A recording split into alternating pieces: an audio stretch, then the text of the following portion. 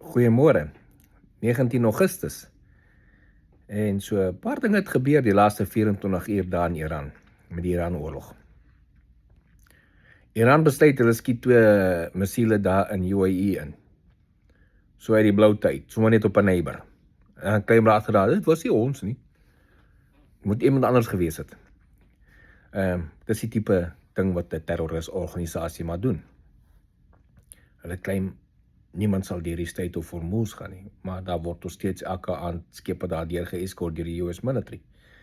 Dis hoekom die oliepryse op $87 sit en nie op $120 'n barrel nie.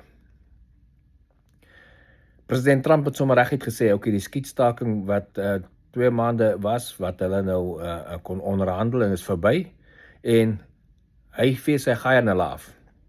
Hy praat nie met hulle meer nie. Hulle kan nou met hom kom praat. Hy het baie tyd. Sy blokkade bly in plek, die magte bly in plek, niemand skuif nie. Hy gaan aan met sy lewe en hy gaan aan met ander business van die land. Iran oorlog is nie die enigste business wat hy het nie, hy gaan aan. So hy bly hulle maar ekonomies bloei. Hulle inflasie is al ver, ek weet nie hoeveel 100% al nie. Hulle currency het al geval na 2 miljoen van hulle met currency na $1 toe, waar dit 'n paar jaar terug nog 30,000 was. Trek het nou al by 2 miljoen, so hulle currency is besig om, soos in Zimbabwe gebeur het, hulle gaan dit uitgooi, het gaan nie meer werk vir hulle nie. So hulle ekonomie is besig om te bloei nou, weens die blokkade en weens die sanksies. Hulle sê nee, hulle sal nie die stryd oopmaak tot die sanksies nie gelig en al die goed word nie, maar hulle bly skiet op die skepe waar daar deur gaan. En president Trump sê, sorry vir julle, ons eskort die mense daar deur, niemand sal by julle besigheid doen nie, niemand nie. Selfs nou UAE het klaar met besigheid met hulle, omdat hulle nou skote in UAE ingeskiet het. So hierdie ding kan lekker uitstrek. President Trump sê hy is nie gejaag nie. Hulle hoop dat die midterm verkiesings, president Trump wil die klam maak voor die midterm verkiesings, dat dit beter is vir hom. Dis wat hulle dink. Hulle verstaan nie president Trump glad nie, hulle verstaan nie die politiek in Amerika anyway nie. So hulle het 'n misjudgment gemaak. So hulle gaan skote skiet, nog steeds, op lande rondom hulle, op militêre goeders, op gewone civies, of whatever, tipies terrorisaksies. President Trump gaat hulle net klap elke nou en dan, waar dit nodig is. Die magte is daar in plek, die ekonomie bly in plek. Die ekonomiese druk bly in plek. Nou sê baie mense, ja maar onthou, president Trump het dan gesê, die gaan net 'n 2 weke oorlog duur, ons trek toe by 4 maande of 5 maande, whatever die case is. Hy het nooit so gesê nie. Hy het gesê, dit kan binne 2 weke klaar wees. Dis 'n moontlikheid. Niemand kan in die toekoms insien nie, maar hy het nooit gesê, dis 'n definitiewe ding, hierdie oorlog is in 2 weke verby nie.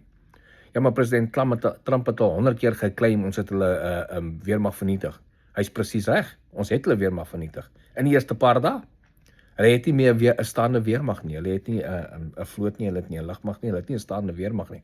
Al wat hulle hoor het is 'n paar drones en missiele wat hulle nog in bankers en onder grotte weggesteek het.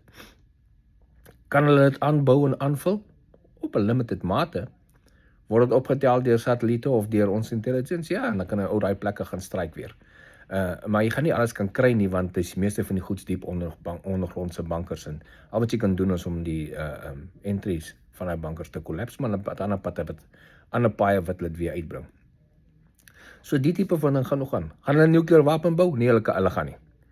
Hulle try, hulle het die materiaal, hulle het die equipment, hulle try, maar intelligence is dit optel dat hulle iewers is, gaan hulle gestryk word, soos hulle gemaak het my laaste klomp dekades. So dit is waar die stand is. President Trump gaat hulle doodbloei, op 'n stadium gaan die populasie seker in opstand kom teen hulle, want hulle het 'n probleem, en dis maar hoe dit gaan wees. Gaan die olieprys begin afkom? En jy kan sien, hy is al af van toe die konflik aan was, die ene weer geskietery was, het $120 'n barrel, dis af na 80, 85, 87 op die oomblik. En dit gaan staarsel so begin afkom, maar die ding is ook, die volume van olie wat uitkom, gaan meer en meer raak, want al is die prys op $80 of so, gaan die petrolpryse afbring, want die volume van die olie wat uitkom. Hulle bou pyplyne oor die UAE en die lande op die ou einde, gaan die Strait of Hormuz niks beteken vir niemand nie, want hulle gaan maak dat al die olie gedivert is om nie daardeur te gaan nie. So wie verloor op die oomblik? Iran. En al wat hulle moes doen voor Februarie was om inspectors in te laat om te kan kyk waar is daai nuclear goeders van hulle en die nuclear materiaal uithaal. That's it. As hulle dit toegelaat het en gesê okay, ons wil nie nuclear bom bou nie, dan was dit nooit nodig, niks van hierdie nie. Maar nie terroriste nie.